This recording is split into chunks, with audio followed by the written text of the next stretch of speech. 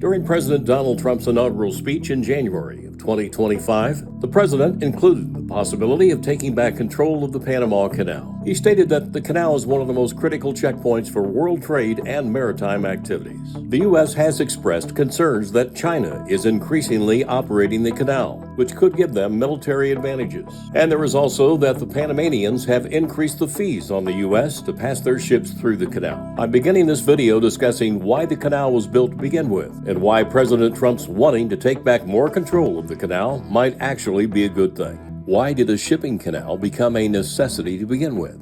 Countries in the 19th century realized that a canal would save considerable time and fuel costs to allow faster delivery of goods. So it was decided back then to cut a canal through the middle of Panama to connect the Atlantic and Pacific Oceans. They hoped it would spare ships having to go an additional 7,000 miles to sail around Cape Horn at South America's southern tip.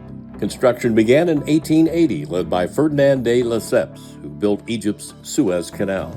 But little progress was made over 9 years before the company went bankrupt. Malaria, yellow fever, and other tropical diseases devastated a workforce already struggling with dangerous terrain, eventually costing more than 20,000 lives. Panama was then a province of Colombia. However, Panama declared a bloodless independence in 1903. It seemed that the Colombian troops were unable to traverse harsh jungles and surrendered shortly after. Panama later signed a treaty with the U.S., allowing them to begin construction. Some 5,600 workers died later during the U.S.-led construction project. The waterway opened in 1914, but almost immediately some Panamanians began questioning the validity of U.S. control. By the 1970s, with soaring administrative costs sharply increasing, Washington spent years negotiating with Panama to cede control of the waterway.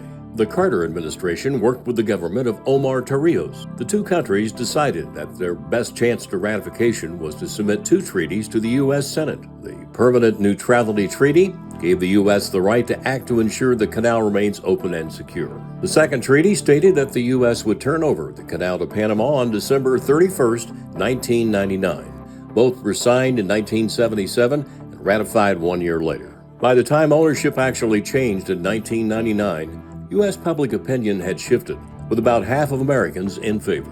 As to what has happened since the canal's operations were taken over by Panama, there was a major expansion of the canal completed in 2016. The Panamanians seemed until very recently to strongly favor retaining the canal in order to protect their sovereignty.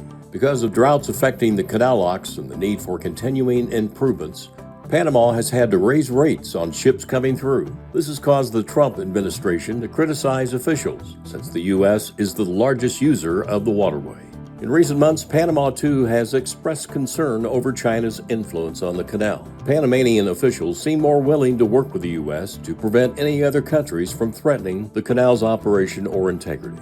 U.S. Defense Secretary Pete Hegseth recently said, "The U.S. and Panama strengthened their defense and security cooperation in recent weeks and will take back the Panama Canal from China's influence." Hegseth also stated China did not build this canal and China does not operate this canal. Together with Panama in the lead, we will keep the canal secure and available for all nations.